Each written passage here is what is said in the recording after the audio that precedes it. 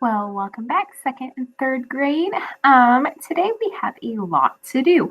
So I know it's the last week before Thanksgiving, and I know that we're getting really antsy. So this will be our last lesson before the break. So next week I will not get to see you. So ahead of time, happy Thanksgiving. Make sure you fill your bellies up with a lot of turkey and ham or whatever you guys are eating. Make sure that we are grateful for everything that we have. So last time we went over certain parts of the brain. And then it reoccurred to me that last year we didn't really talk about the big names of the brain. Last year we talked about something called the guard dog, our wise owl, and then a memory saver elephant. So this week I'm going to break it down and kind of show you pictures of what we learned last year and conforming it into what we need to know this year. So as before we get going, let me share my awesome screen, and we should be sharing. Awesome. So yes, I know right now in second and third grade the dabbing's real big, so I found the brain that dabs for the fun of it. So the review of the brain is what we will do. So last year we learned about a wise owl. I think we all pretty much remember what this guy looked like, right? Well, his name for short was the PFC, which the big term name is called the prefrontal cortex. Now, there is a lot of stuff that this prefrontal cortex does, but before we get going to that, make that 4, fold your fingers around it. Your wise owl, known as your prefrontal cortex, is located right here. So on our hand model, your prefrontal cortex is right here on the tip top of your knuckles. Alrighty, so the prefrontal cortex, oh my goodness, it does so much for us. Fun fact, your prefrontal cortex is not fully developed until you are 25. So you will be long into adulthood before that front part of your brain is all developed. Now, when we were in kindergarten, do you remember your teacher saying kiss your brain where you go? Your prefrontal cortex is your forehead. So there is a fun fact for you. Okay, your prefrontal cortex is in charge of you think before you act. It is the part where we think before we do any type of action. It is the part where if our teacher gives us multiple steps, that it helps us order those steps from 1 to 4 and put them into the correct order. This also does our short-term memory. Not our long-term memory, but our short-term. And short-term is like your everyday little things, like eating. What did you have for breakfast? Or lunch? Or dinner? Or what did I wear yesterday? Or what was the weather like yesterday? So very short things that we won't remember a week from now. Now, this star here represents where this is located at. So right here, this picture is a brain cut in half. The prefrontal cortex is on the front part of your forehead, and it goes all the way up and around. So the prefrontal cortex is we think before we act. So now we need to say goodbye to the wise owl, and now we need to start calling it the prefrontal cortex. And here's a picture down here to kind of help us remember what does that prefrontal cortex says. Oh yeah, my teacher gives me a set of directions. I'm able to put them in sequencing order of 1, 2, 3, and 4. So that is your prefrontal cortex. Alrighty, your memory saver elephant, also known as the hippocampus. By the way, it's not a hippo. It's an elephant. So this memory saver elephant, memory saver, I think that kind of gives us a hint. So the hippocampus is all about our long-term memory.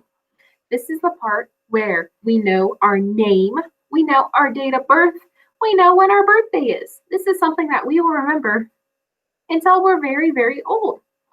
Other things are like your ABCs, your numbers, your addition, your subtraction. You will be using those for the rest of your life for a long time. Other things are, we know the days of the week. We know the months of the year. we'll know those for a very long time too. Think to yourself, what are some other things that we will remember until we are very, very old? Some things might be lifelike, might be when we get older, we want to graduate high school. That's a big life moment. So your hippocampus will help you remember that.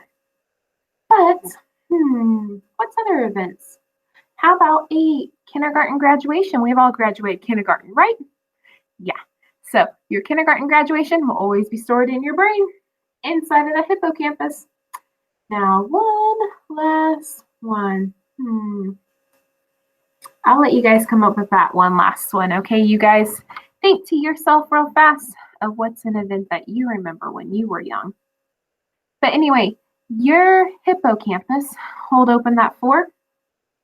Your hippocampus is the finger part of your thumb. It is not the fingernail, but the finger part. So that there is your hippocampus. We have prefrontal cortex. We have hippocampus. The picture down here in the corner is to kind of sort out between blocks. Oh, this block goes in this memory set. Oh, this block goes here in this memory set. So kind of think of sorting it out, trying to remember all that you can with all those long memories. And we're still pretty young enough, folks, that we have a lot more to get to. Okay, our last character that we learned last year was our guard dog. So this year, your guard dog is called the amygdala. The amygdala is the control center of your emotions. So what if you're in the green zone, blue zone, red zone, or yellow zone? So this here controls how we feel. Your guard dog is on the top part of your thumb, on that fingernail. But now when you say bye to the guard dog saying, and now we need to open up to the big word of amygdala. And that's going to take a little bit for you guys to get, because it is a funky word to say, but it's also really fun once you get it. But the amygdala can be when we're happy, when we're sad, when we're scared, when we're mad. So when we're really excited. So your amygdala controls your emotions. And this guy right here, I don't know about you guys, but I don't know what kind of zone he is in. So what kind of zone do you think this guy here is? I think he might be scared.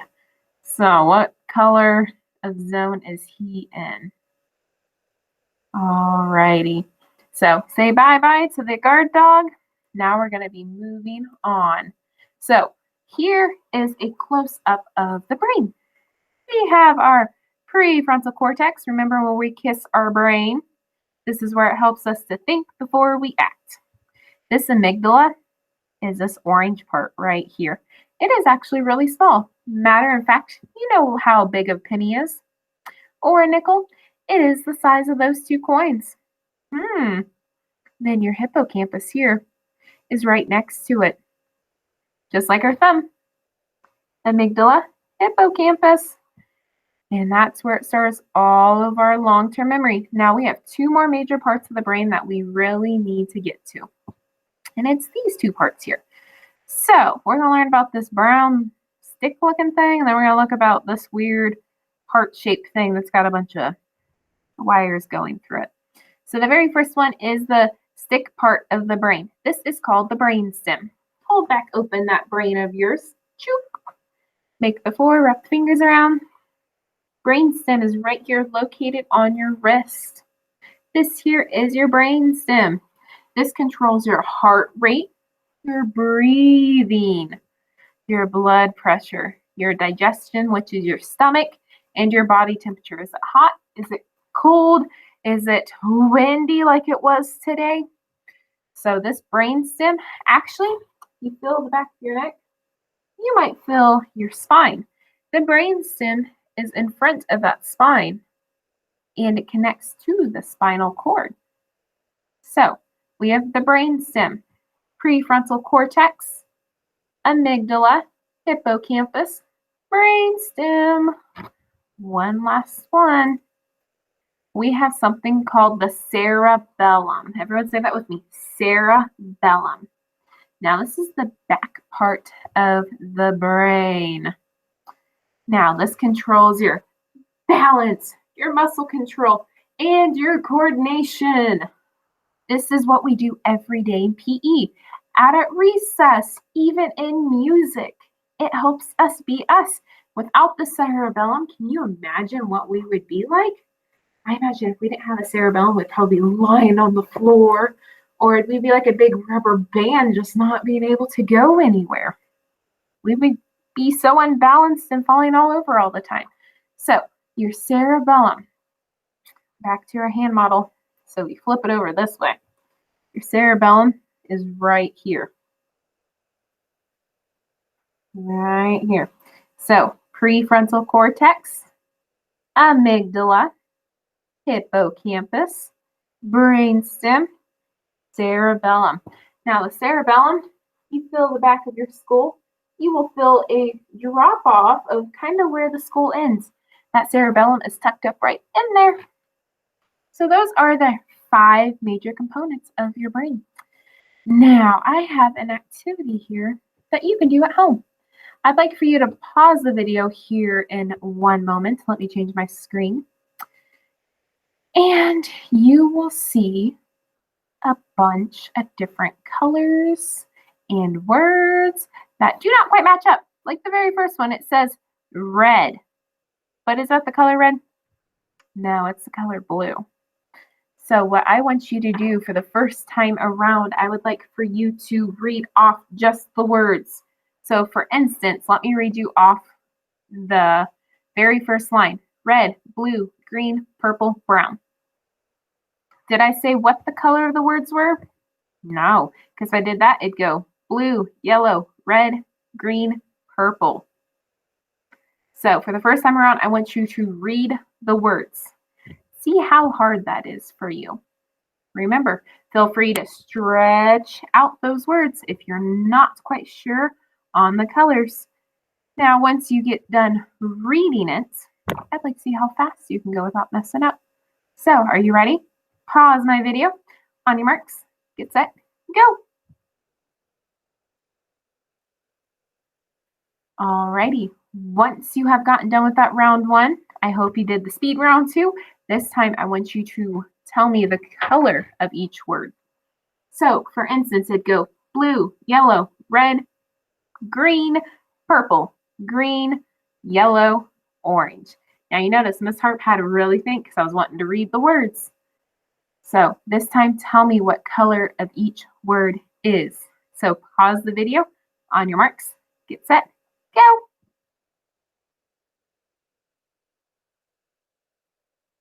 All righty. Awesome job, 2nd and 3rd grade. Well, I hope that this has helped a lot on how to understand your brain. There are 5 easy parts, just 5. That's all we need to know, because when we get back from Thanksgiving break, we will read a book called The Sparkle Box. And then after that, we will learn about something called flipping your lid, which contains the upstairs brain and the downstairs brain. And then we'll learn something called fight, flight, or freeze. And we'll kind of understand when we're put into those weird situations and we get weird emotions, how exactly does our brain work? In other words, if we like superheroes, you might say the brain likes to Hulk out, which is that big green guy who's really, really strong. So 2nd and 3rd grade, once again, happy Thanksgiving. I am so thankful for you guys. You guys are rock stars. Enjoy a 5-day weekend next week starting Wednesday. Love y'all, and we'll see you after break. Bye.